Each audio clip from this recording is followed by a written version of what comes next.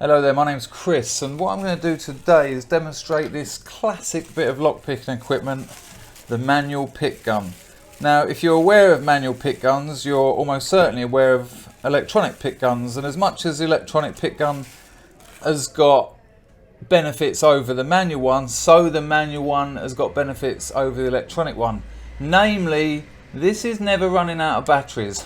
This will never need recharging. I've had one of these in my kit for about 8 years and it's always ready to go. They're a great bit of kit, originally devised and designed for US law enforcement, for their simplicity and just ease of use. You know, anyone can learn to use one in a matter of minutes.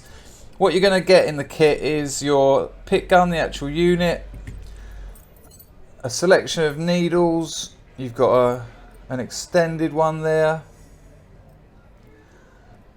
two standard ones, and this one at an angle if there's problems getting to the keyway. So what I'm going to do is I'm going to pop that in. Oh, and of course a tension wrench. So I'll put those to one side. Now it's simple enough to put in. You've got like a little forked end there which slots in there, no problem, and then with just a Phillips screwdriver just tighten that up. Okay, so here we've got a lock, just a standard Euro cylinder. These come in two types. They come so that the needle fires upwards, like this one,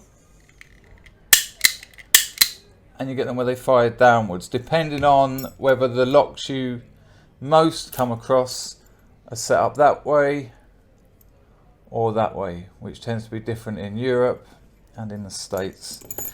So simple procedure, put your tension wrench in, and it's a very just a gentle, I mean this is going to be in a lock in a door, obviously it's very hard for me to show that here, but you don't push this. The biggest mistake I see with all sorts of lock picking, bumping, raking and the pick guns, don't push the tension wrench. You're not trying to turn the plug, just enough weight so that when the pins are all above the shear line the plug can turn.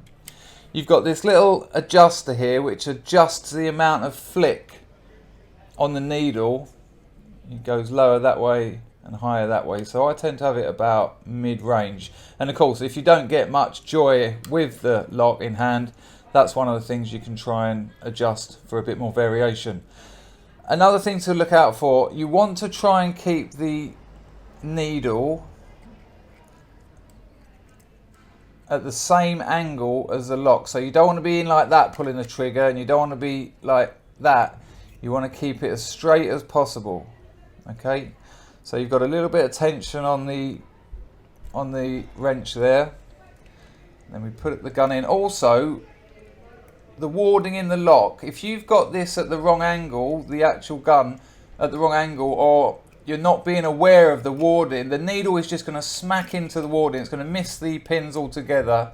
At best, you're not going to be able to open the lock, and at worst, you might snap the needle. I mean, spare needles available, and they're cheap as you can imagine, but it's inconvenient and it's unnecessary.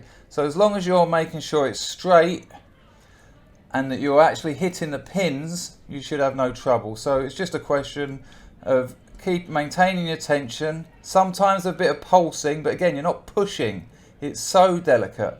Less is really more with tension. And then we just make sure that area's clear and that I can see that's not going to hit the warding.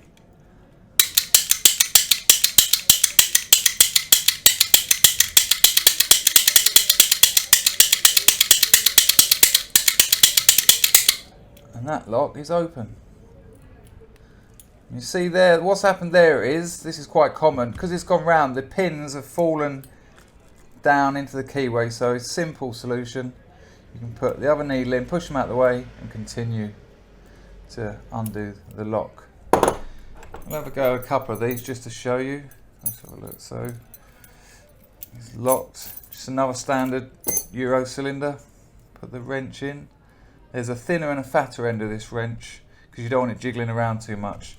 So same again, trying to make, this is the really key, trying to keep it like that, none of this, none of that, just keep it like that, and about that far in, you see you don't want to overdo it so that far. So it's about there, just where this ramped bit goes down. So a little bit of tension. I mean, it's less tension. I mean, even the word tension and the fact that it's called a wrench, people assume it's, you know, kind of heavy duty. It's not. It's really delicate. Go in, make sure it's not being obstructed by anything. Avoid the warding. And that was as simple as you get. Okay. Might as well just have another go of another one. Take you through it this time. I think you've got the hang of it. I mean, it's this simple. Sit down with someone. Sit down with your pick gun when it arrives on through your door. Sit down with some locks. You'll be opening them in minutes, I assure you. And it's always going to be ready.